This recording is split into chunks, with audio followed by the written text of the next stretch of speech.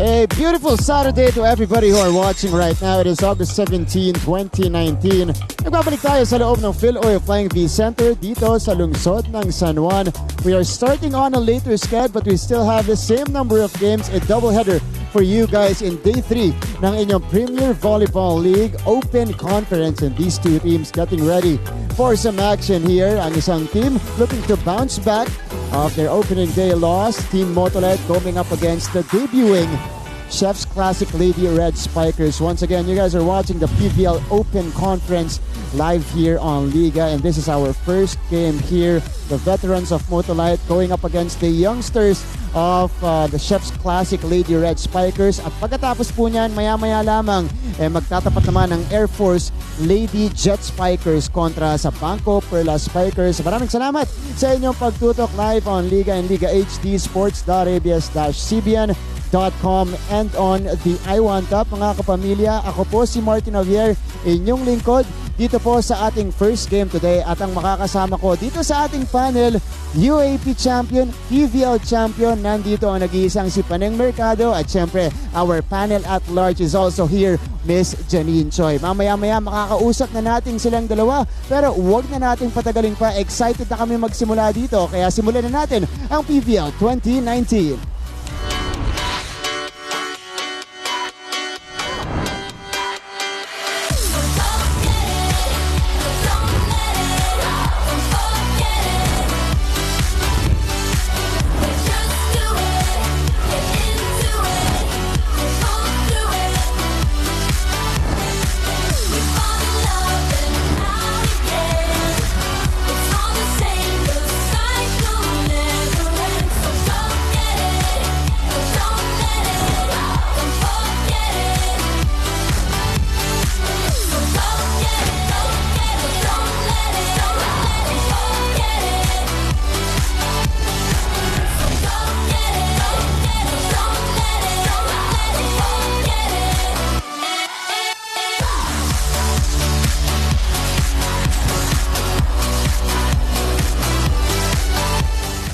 Magandang araw sa inyo mga kapamilya. It's Day 3 of the Open Conference here in the Premier Volleyball League. At maya-maya ay magtatapat na ang Motolite kontra ang Chef's Classic Lady Red Spikers.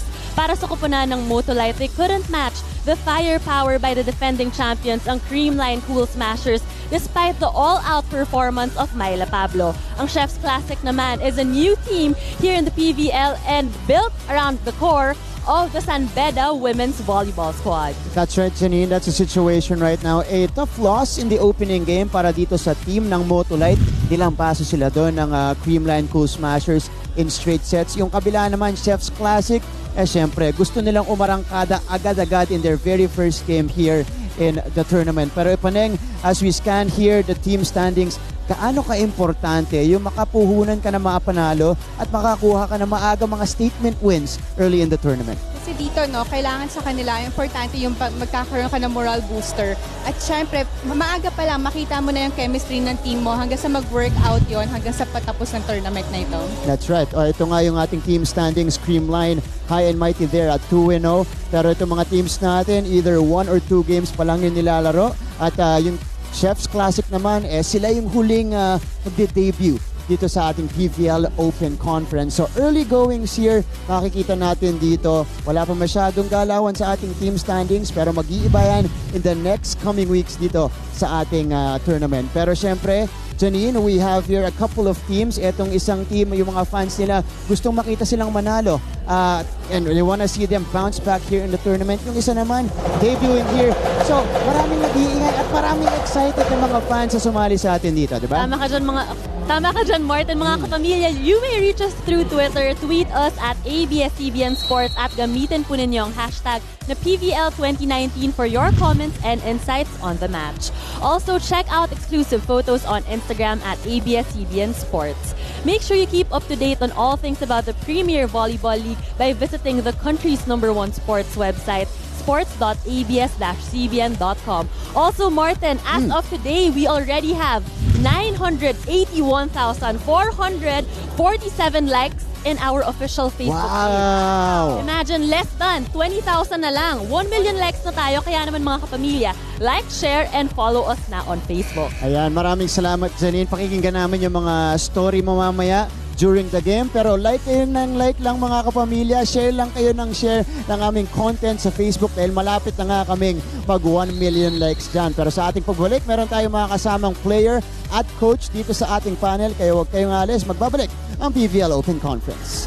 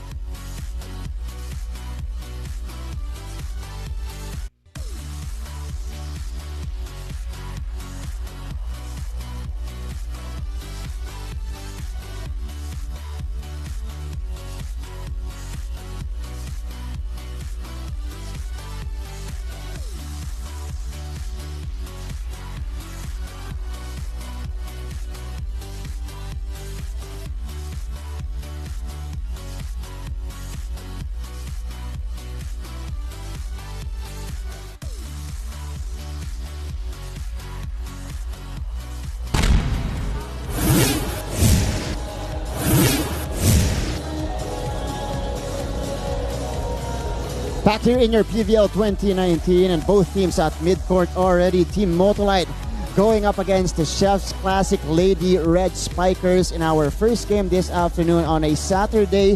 Dito po sa loob ng Phil Oil Flying V Center here in San Juan. You guys still have Martin Javier and of course Paneng Mercado here in the panel. At kasama rin natin ang coach ng pinakabagong team natin dito sa Open Conference. Andito si Coach Mesho Gavino. Coach, magandang hapon. Maraming salamat sa pagsali sa amin dito. Good afternoon din sa inyo.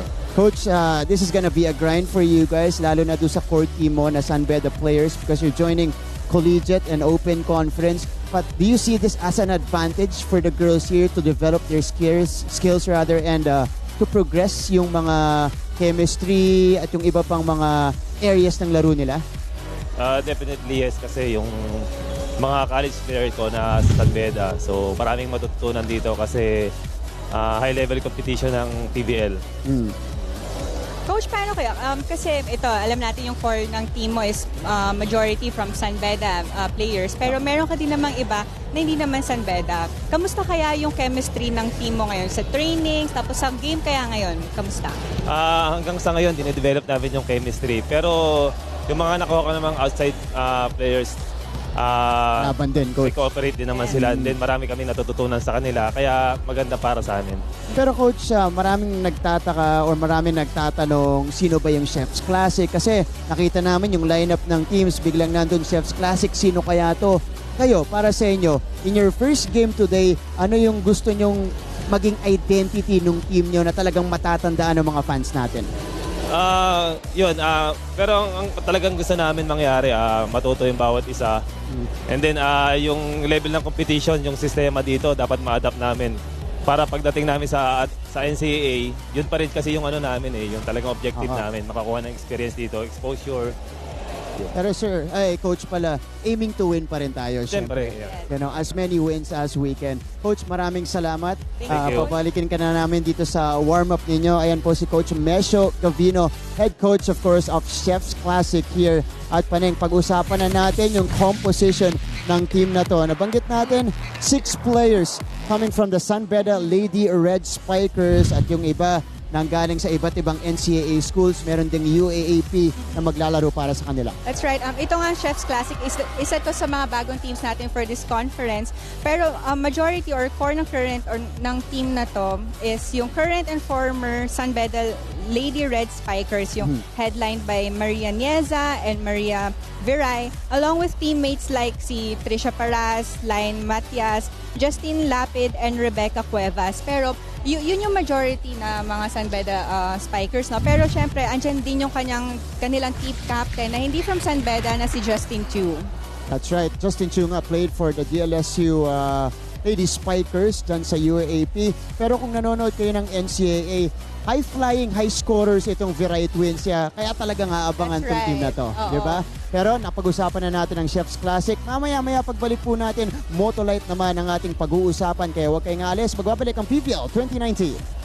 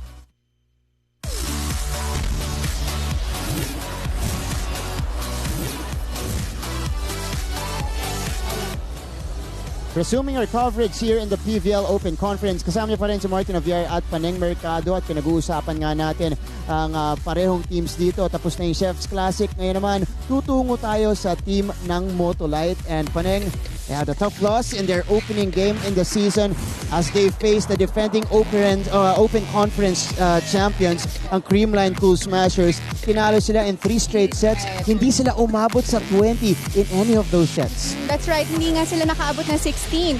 So nakita natin na hindi naging maganda yung start dito ng Motolite kasi si Creamline, ang ganda ng depensa na pinakita nila. Kaya ngayon na-control nila yung game na hindi nakaabot ng 16 yung Motolite. Tapos sa scoring department naman, ang laki na nilamang ng Creamline. 40 points versus 22 in spikes, 7 points versus 3 in blocks, 5 points versus 3 in aces, and 25 points versus 15 na points of errors naman. Pero sa non-scoring department, si Creamline lamang pa din sa digs and setting department na 66 points versus 57 and 22 versus 4 ng Motolite. Pero sa reception, maganda rin naman yung pinakita ng Motolite dahil 33 points na nakuha nila dito versus 24 ng Creamline. At yun na nga, ang Creamline, dinala sila ng kanilang team captain na si Eliza Valdez with 15 points, followed by Gemma Galanza with 12 points. Pero andyan naman sa Motolite si Myla Pablo na nag-iisang player na naka-double digits with 11 points. That's right, she had 11 points here. At kasama nga natin ngayon ang nag-iisang bagyong Pablo, si Myla Pablo. Hello, Myla. Hi po, good. Ayan, parang pagod ka pa ng konti. Ayan. Sakto lang po. Kaka-warm up lang eh. Pero Myla, marami nagtatanong, syempre naka-full game ka na finally for Motolite. In your very first game, you had 11 points. Kamusta ka? How's your body? How's your conditioning? 100% ka ba? Actually, okay naman po. And then, sinabi lang po ng doctor ko na full play na daw ako. So, kasi nakikita kita online, nagpipilates ka, pinapalakas mo yung likod mo. Kasama ba yun sa recovery mo? Kasi kailangan ko yung pilates. Kasi para din sa mga back pain ko. Ayan, para lumakas pa lalo. Paneng? Yeah, Mylan, alam natin na hindi naging maganda yung start ng team versus the Creamline Cool Smashers. Pero sa ngayon, sa game natin versus Chef Classic, ano kaya yung kailangan gawin ng team nyo para makuha itong panalong to? Well, kasi no first game namin against Creamline talaga, eh alam din naman namin, dehado din kami kasi syempre yung mga Creamline kasi buo yan eh. Solid. Solid team yan kasi syempre kami naman is bagong team pa lang kami and then alos mga bata pa yung mga kasama ko. So, first time nila mag-pro. So, sabi namin, okay lang kasi first game pa lang. So, mahaba-haba pa naman yung liga natin. So, bumawit tayo sa mga bawat games natin. That's right. Ayan, Myla, bago kita pabalikin dito, tanong ko lang, kamusta yung chemistry mo with your setters? Because a very interesting number there. 4 excellent sets lang kayo total. Tapos 3 yung ginagamit nyo na setters. Tolenada, Emnas, tsaka Estranero. Ngayon, in your second game here, kamusta yung connection mo sa kanila? Mas seamless na ba yung chemistry nyo on the court? Well, sa ngayon talaga, lahat naman kami nag-a-adjust sa mga set namin eh. Kasi sometimes ginagamit si Fen, si Tolenada, and Ayel. So ako talaga as a veterano sa team namin, hindi ako pwede laging nagre-reklamo kung ano yung set ibigay sa akin. Kung ano yung binigay sa akin ng set, yun yung gagawin kong paraan. So yung mga bata kasi, so hindi pa nila gaanong anin yung mga set ng iba. So kailangan namin mag-adjust talaga, lalo na pag wala kami receive. Pero mahaba tong tournament na to, so maraming time para mag-improve kayo at mapaigting pa yung connection mo with your teammates here. So maraming salamat, Myla. Po. Ayan, there you go. Myla Pablo of Team Motolite joining us here. And she was in double figures, 11 points in that game. But knowing Myla Pablo, Paneng, alam natin, that's a slow day for Myla Pablo. That's right. Marami pang ibubugayan. Oo, tsaka kaka-start pa lang naman ng conference natin. Yun na nga nasabi din ni Myla na hindi nga maganda yung naging start nila. Pero one game at a time, they'll get wins. This is gonna be a long tournament for them. Pero yun nga, maraming room for improvement para dito sa Motolite. 11 points for Myla Pablo. So expect that to increase. Yan ang ipe-predict natin dito, of course, for Motolite here as they look for the very first win here in the PVL Open Conference. Pero mga kapamilya, sumali nga kayo sa ating conversation online. Use our official hashtag PVL2019. Tweet us at ABS-CBN Sports. And din po, i-follow nyo rin po kami, like nyo kami on Instagram at ABS-CBN Sports. At syempre, puntahan nyo po kami at i-like nyo kami on Facebook dahil malapit na nga kami sa 1 million likes. Less than 20,000 likes na lang. 1 million na po kami. So keep liking, keep sharing, keep tweeting us here dahil mamaya-maya rin po, babasahin din natin yung mga tweets nyo online. Pero susunod na ang unang game po natin on this Saturday afternoon. It is gonna be, again, Team Motolite going up against the Chef's Classic Lady Red Spikers sa pagbabalik ng PVL 2019.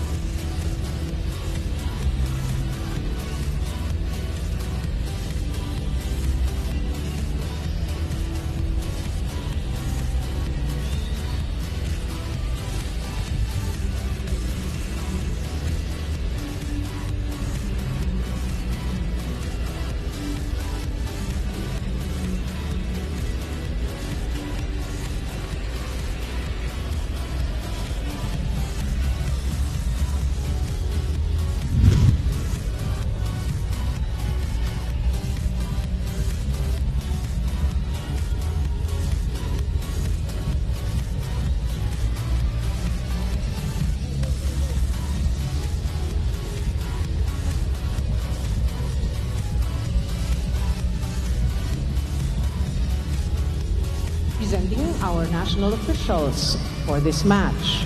First referee, Mr. Fernando Velarde. Second referee, Mr. Philip Nunez.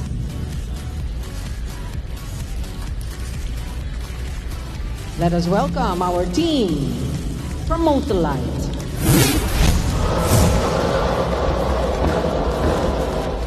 Let's begin with our team captain and setter, number 1, Iris Janelle Tolenada.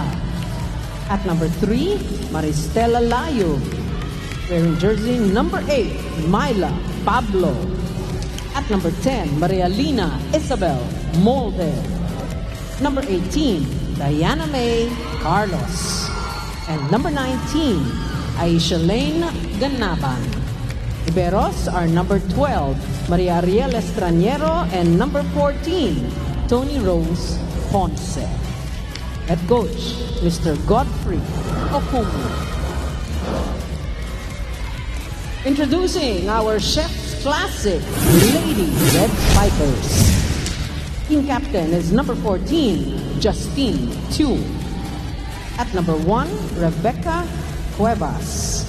Wearing jersey number 7, Bien Juanillo. At number 9, Maria Niza Viray. Number 12, Maria Cecilia Bangad. and number 13, Trisha May Paras.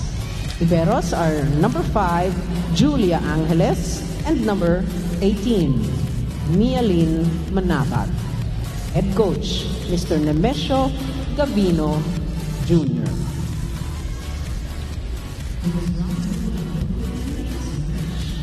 Back inside the Phil Oil Flying V Center here in San Juan, and you see here changes in the starting unit here of Motolite. Actually, ang starter nila ngayon at setter si Iris Tolenada is gonna be starting here.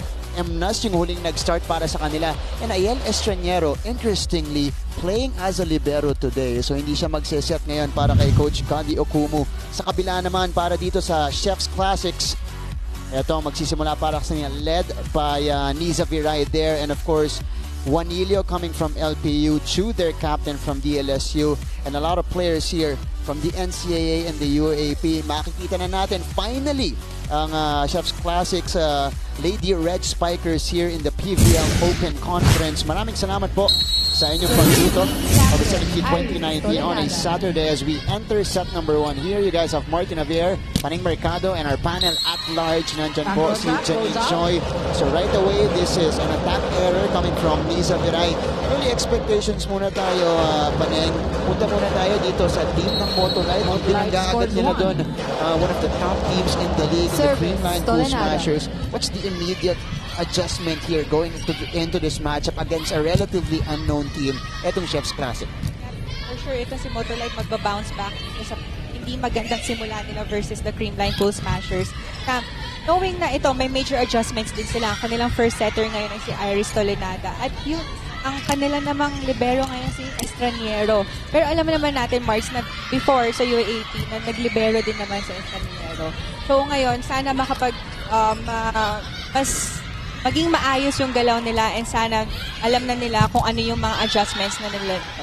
That's right. Ayala Estraniero played libero, I think 2-3 years ago for the UP Lady Maroons back in college. Pero magaling din siya, malakas din siya dumipensa as a libero back then. And going to the other side here, this is 2-0 now for Motolite. Net touch ang itinawag dito kay Bien Juanilio. Ayan po. The LPU5, one of the top blockers, by the way, in the NCAA. Ngayon naman, if you're the young guns, Chef's Classic, ang makakabangga mo, mga pamilyar na pangalan dito sa volleyball. How do you see that papunta dito sa ating tournament? Ito, sinabi din ni Coach Nemesio kanina na yung chemistry nila, medyo binibuild pa nila, knowing na majority of them, core nga is from San Beda, pero yung iba din sa kanila, hindi San Beda players. Kaya ngayon, they just have to talk to one another and communicate, kasi yun yung importante, lalo na if you're a new team. Kailangan nyo talagang mag-usap. That's right. Communication, pero syempre dahil bagong team yan, that's gonna be one of the challenges that they're gonna have to face here as a new team and a very young team as well. Pero 3-0 start here by Team Motolite, an ideal start for them. And that run ends with that service error coming from Iris Tolenada. So balik ang bola dito sa Chef's Classic Lady Red Spikers. This is Cuevas, also part of the core. 6 players coming from San Beda here, namely Cuevas, Matias, Niza Viray, Ella Viray, nandyan din si Paras para sa kanila, at si Lapid playing for them. Now let's go courtside. Nandyan po ang ating panel at large na si Janine Choi. Janine? Martin and Paneng para kay Myla Pablo, nabitin siya last Reinforced Conference dahil isang game lang siya nakapaglaro because she was nursing and recovering from a back injury. And despite producing a stellar stat performance during the previous game, sinabi ni Myla na baliwala yun dahil talo pa rin sila. Alam niyang marami pa siyang naibibigay at kailangan niya pang magtrabaho.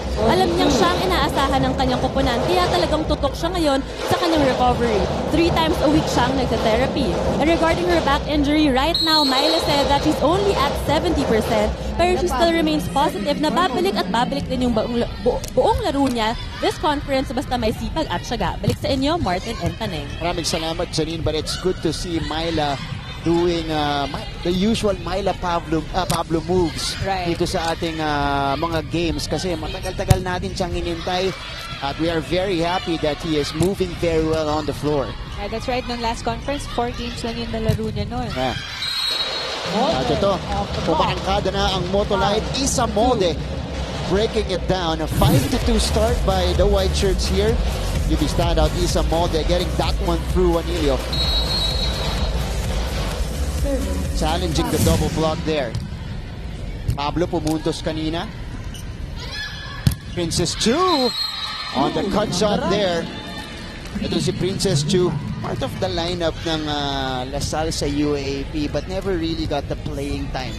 Nung siyempre malalakas din yung mga kasabay niya nun. Actually, hindi ko na naabutan to si Princess. Malaki na yata yung ano ko sa kanya. Grabe. Hindi ko na nga sinabi eh. pero nala-line up siya. Lagi nga lang siya nandun sa mga second stringer ni Coach Ramil De Jesus. Pero ito, nagpaparamdam siya dito sa ating PVL Open Conference. 2 straight points for her. 1 off an attack and 1 off a service saves. Pero Chef's Classic, an early fight here yung nakikita natin sa kanila. Pablo with a good first ball. Tolenada goes to Layug. Isa Viray sent back. There's the back set. Tolenada picks it up. Motolite on the attack. Tots Carlos down the line finish for her. Down the line. Nice down the line hit from Tots Carlos. Nakita niya na bukas yung down the line from the blockers. Yung blockers naka-establish across court. Kaya naman nadala niya yung spike niya na yun sa down the line. That's her usual spot. Talking about more comfortable spot para dito kay Tots Carlos. Oh, here's Maris Layuk at the service line here. Also part of that UP core, UP and Adamson core dito sa Team Motolite. Viray cross court. Tolenada goes to Pablo, sent back by Juanilio. Carlos on the approach. Sent back again. And the Chef's Classic will get this point. I think that one is coming off Niza Viray, if I'm not mistaken. A combination itong ni Juanilio at Viray. Ayan. Maganda sana yung coverage nun ng Motolite pero hindi naangat yung second ball. Yung pa, meron pa silang ganung mga lapses pa nang that they really need to address here.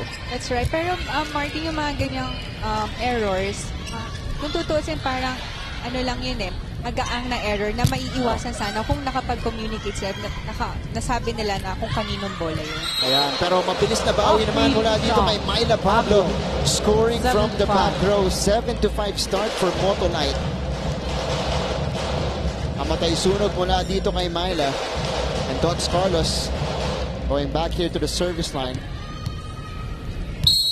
Serving number 18. The more powerful spikers na parte ng lineup nitong Motolite. That's the familiar jump serve. And she scores an ace. Nice target by Tots Carlos. Dinulo niya yung service na walang tao sa zone 1. First technical timeout here. Motolite ahead by 3.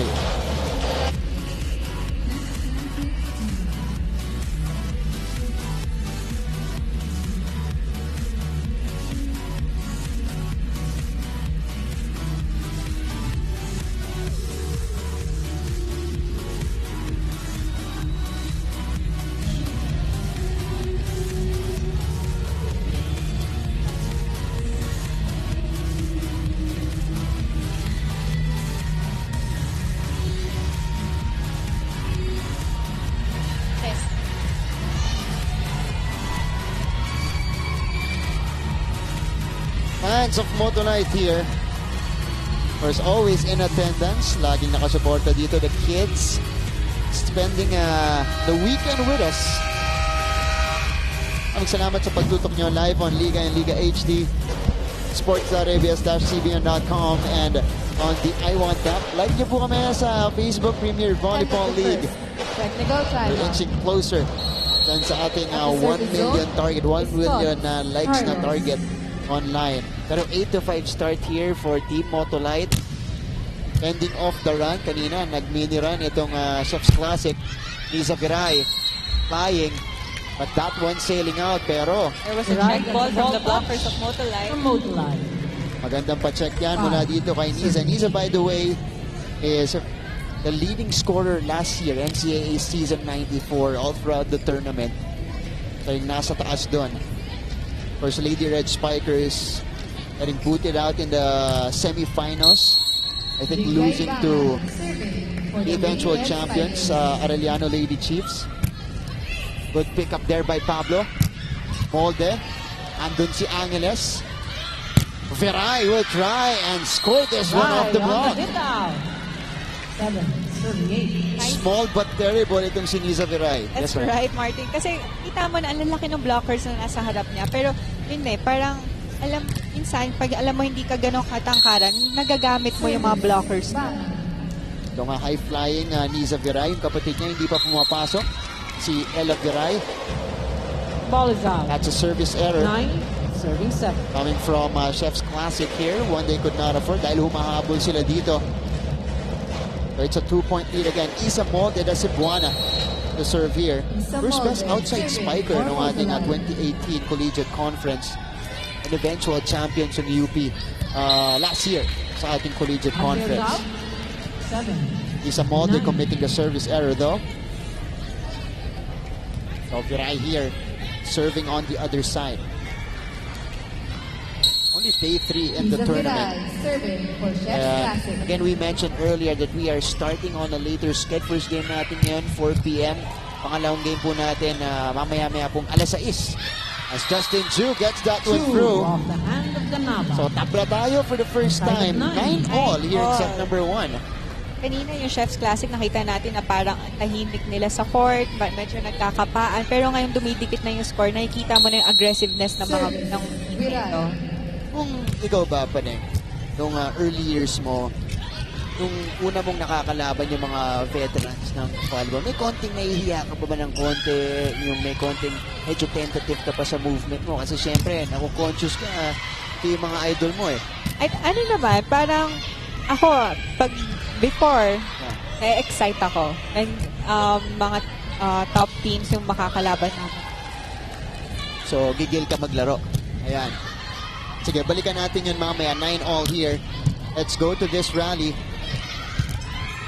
Oh, sent back by the blockers of Motolite. Myla Pablo getting that one on the kill block. So a 1-point lead restored by the white shirts. Again, looking for their first victory here in our PVL Open Conference. This is Ai Ganaban serving it up. Serving for Motolite, Ai Ganaban. Oh, that one going out, going wide for Ai. So an unforced error para dito sa Motolite. Paras goes back to the service line here. This is Trisha Paras. Trisha Paras, serving for Chef's The Classic. blocker from Chef's Classic. Myla Pablo sent back. Again, Juanillo. Pero lumabas doon yung block. Itong Chef's Classic allowing Motolite to get that point. Then Juanillo getting that one. Pero pumagilid nga lang ng bahagya papunta palabas. So Iris Tolenada serving it up here. Nice one. 2 will fly. Sa likod si Molde. Pablo on the cross-court hit. Pablo off the hand. A powerful hit coming from Myla Pablo there. Gives Motolite the 2-point advantage. Back-to-back points there from Myla Pablo. Ang ganda ng mga pinapakita niya palo ngayon, Martin. Ang lakas ng mga palo niya ngayon. Pero ito yung kilala nating Myla Pablo, yung mga brasuhan na palo at yung mga palabas sa blockers. Yan, mga power hits mula kay Myla Pablo. Right. Juanillo kinuha sa ilalim. Pero hindi tumawid para sa Chef's Classic. And Motolite rolling at this point of the set. Creating a little bit of a separation here against Chef's Classic. Kaya napa-timeout itong si Coach Mesio Gavino. Isin natin yung pasa natin yung first ball. Ibigay natin ang center ng maayos. Para ma-activate natin yung middle natin. Kaya pagka hindi maganda yung set, gawa lang ng paraan. Saan mo ilalagay yung bola. Okay? Tatlo lang yan. Huwag kayang lumayo. O, simulan muna uli sa pasa. Okay, one stop tayo.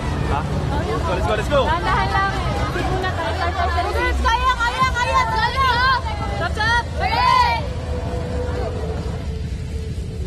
Alright, 13-10 here. Chef's Classic.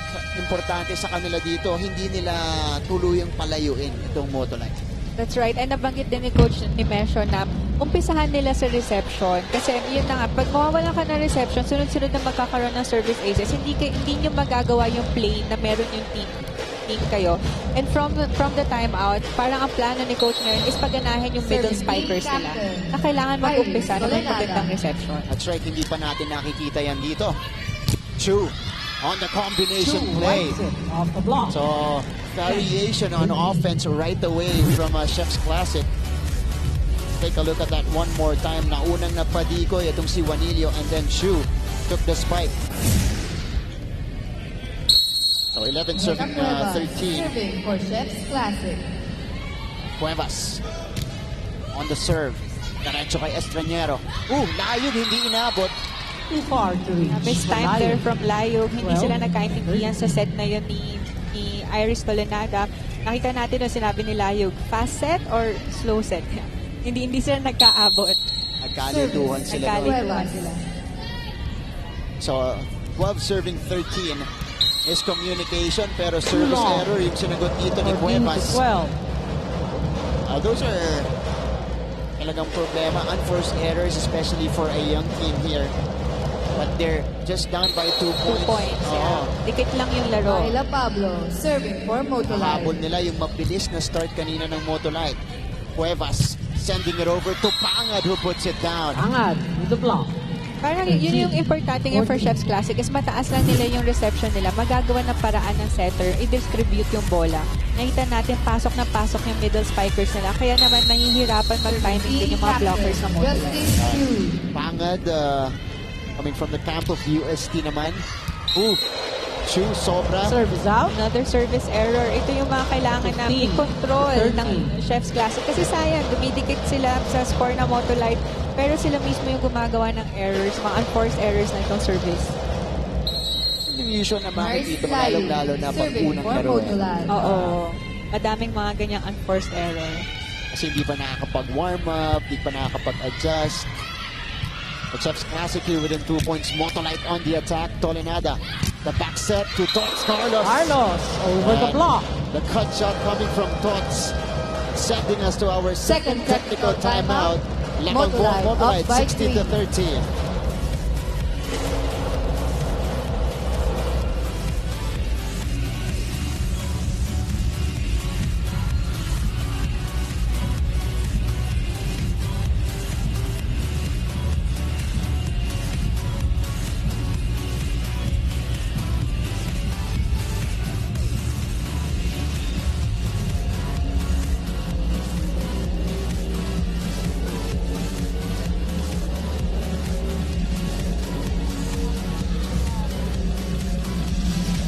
Nagbabalik tayo sa ating coverage here and Chiara Permentilla ay kilala ko dito pati ito si Chiara Permentilla. Nakita ko rin si Chris Makaslang kanina.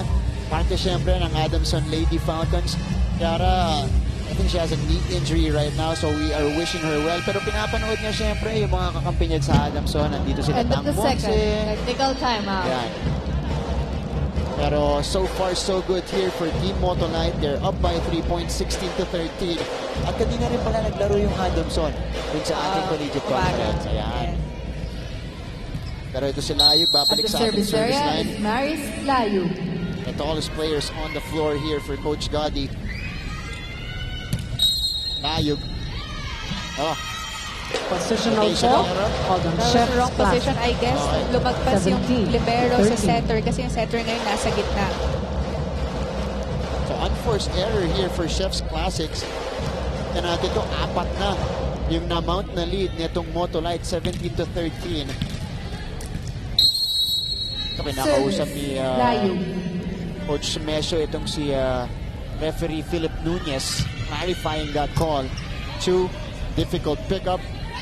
Isa Viray on the approach. Nakagawan pa rin ang paraan. Ganda ng palo na yun yung Viray. Ito, nakita natin sa set 1 pa lang yung mga unforced errors. 5 versus 5 pa rin. Pantay, pero alam mo yun na ito yung mga unforced errors na minsan, kahit maliit lang siya, nakakababayan ng moral sa team. Kasi kahit nagpapakahirap kayong humabol, tapos biglang mag-service error. Ito yung mga dapat na iwasan. Lalo na pag dihado ka sa set. Kasi syempre, Motolite lamang sila. So they're able to maintain their lead despite, of course, the unforced errors that they were able to commit earlier. And it's plays like that, kaya sila umaarangkada dito. That was Aiganaban putting that one in. 18-14, Tots Carlos will serve again. Tots Carlos, Expect a serving for powerful hit. Motolite. Minsan binavariate yan ni Tots eh. Jump serve minsan medyo, float. oo, pa-safe lang. Ganon. Service out. Plus one. Pero for lumabas Chefs nga Classic. wide yung tinapon doon ni Tots. Ang unforced error nito. Anim na. So here's Bangad. Serving number 12, Jingay Bangad. Ingay Bangad at the service line, picked up by Estranero. Tolenada sending this one over. Cuevas setting up Viray.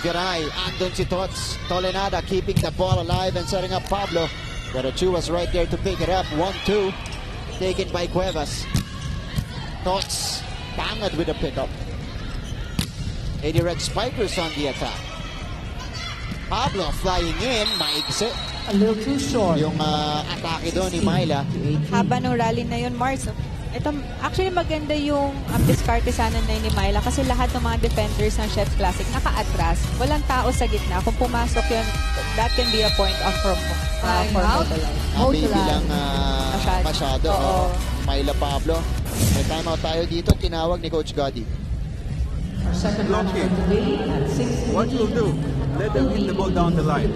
Don't bother. You have to move back and retrieve those balls. The person playing in front, you have to watch the drop. Is that understood? That's how we go for the next defense from now on. Second, on the rallies, we are still losing on the rallies. So we have to work on that. Think about the rallies. We are losing on the rallies. We get 3 chance balls and we still lose on it. Not that they're hitting us, but they're hitting in the net, striking out. Come on, let's go. Lisa has a small setter on her now. A small blocker on her. So it's a good idea to go to her. Very interesting also yung shifting ng coaching roles para dito sa Motolite going into this tournament. Kasi nung ating reinforced, ang head coach si Coach Air. Ngayon, si Coach Gotti ang head coach, assistant si Coach Air. Oo, binaliktad na nila yung roles, no? Pero ito na nga, I think naman sa training kasi, minsan kahit sa games, sa timeout, makikita natin si Coach Gotti yung nagbibigay ng instructions, kahit siya yung assistant coach. Or parang nag-change lang sila ng role. Pero sa training, pare-pareho pa rin sila, pantay-pantay pa din sila. Alam nila kung ano yung kailangan nila trabahuin for the team. Yan, pero siyempre magkaiba ng style, diskarte yung dalawang coaches na yan. So it will be very interesting to see how Coach Gotti's coaching will affect the play, of course, of Motolite, and let's see if it'll translate to wins for them. Tolenada. Pablo. Powerful strike there for Myla Pablo. 20-16. That is the count here. Parang yun yung nabanggit ni Coach Air na hindi makakaabot yung blocker ni Myla, kaya yung play lahat iba to dun sa side. Ayan. And that time, Myla Pablo was able to take advantage. We have a timeout here. Gawin niya, parang pangot daw. Sabi, ready lang sa checkball. Di ba nangyari? Okay, so ngayon, check tayo ng momentum, pasa ng maayos. Okay, kung kaya mo i-running, sige. Pero pag hindi, quick, ulo lang, may naamblanger dito. Ha? 4 lang yan, kaya pa yan, manageable pa yan. Ha? Tara!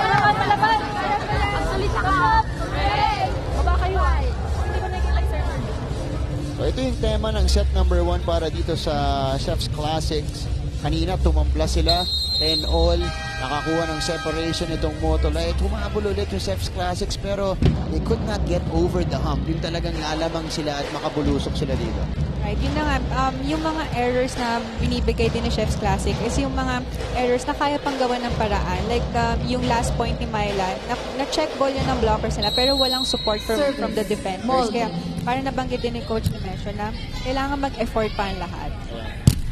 Kulang pa dun sa effort and intensity here. Nakukulangan si Coach Mesio. 4 touches called on Chef's 4 Classic. touches called here 21, against the Lady Red Spikers. So 5 na ang abante ng Team Motolite, and it's Isa Molde going on deck to serve. Sending that one straight to Chu. Niza Viray will try and score. Viray off the Puntos na hand naman of para dito Molde. kay Viray. 17. Nice cross-court there from Viray. Ganda nung set na binigay sa kanya. Mataas yung bola pero nagawa ng paraan ni Viray na yun. Hindi siya super cross-court, hindi super down the line, pero sakto lang na walang defender. For Chef's At saktong iwas dun sa depensa ni Iris Tolenada rin. Oo. Oh, Pablo. Haba-haba yung kanyang tira. That one did not go over. 21. So a couple of points generated here by the Lady Red Spikers. It is down to 3. Pero nasa likod na yun, si Niza Piray ang nasa harap. Itong si Cuevas, Pangad at Chu. Tolenada. Over to Pablo. Sobra yung atake ni Ball Myla. is out. 19. So a couple of errors from Myla, Pablo. Right, parang hindi sila magkaabot ni Iris Tolenada ngayon. Yung parang yung sets ni Iris, biten. Kaya nahihirapan mag-adjust din dito si Myla. Pero yung dalawang to, dati na itong magkakampi. And they were with the Air Force Lady Warriors, I think. They won championships together. Pero matagal na Pablo dito si sees the Iris hole. Tolenada. 3 years. 3 years. 19. So talagang nag-a-adjust pa rin siya dito. Ito yung puntos kanina ng Motolite.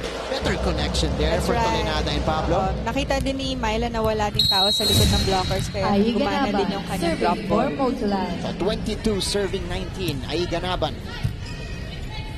Cuevas, the back set here. Pangad is denied. Chu. Picked up by Molde. Sending this one over to Myla. And the kill again for Myla off the Pablo. block. Kita natin yung palo ni Myla doon. Parang yung hawi ng palo niya palabas. Kaya kasi nakita din niya yung blockers na doon, hindi din naman ganun hindi ganun kataas yung abot sa kanya. Kaya nahawi niya pa down. Then pitik doon ni Myla Pablo. Aiganaban to serve again. And Motolite inching closer to taking set number 1. Pero Chu may panagot dito para sa Lady Red Spikers. 20 serving 23. So for Chef's Classic, it's been Viray and Chu na gumagawa para sa kanila. Tapos ang ilan-ilan mula dito kay Pangad. Yun yung sinasabi ni Coach Nemesio din kanina, kaya hindi nila mapagana yung kanilang middle spikers because yung reception nila hindi ganun katibay.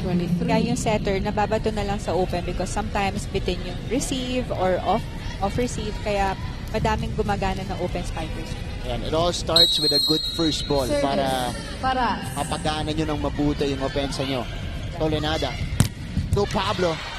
Will try to stop the bleeding pero inangat at itinawid ng Chef's Classics. Tolenada. Sumabit sa net si Iris. Frontline setter pero sayang yun, sumabit siya sa net. Kung naiwasan lang yung net touch na yun. Point yun for them. Yung kaliwang kamay ni Iris Tolenada sumabit. Don't look now. Lead is down to 1 for Team Motolite.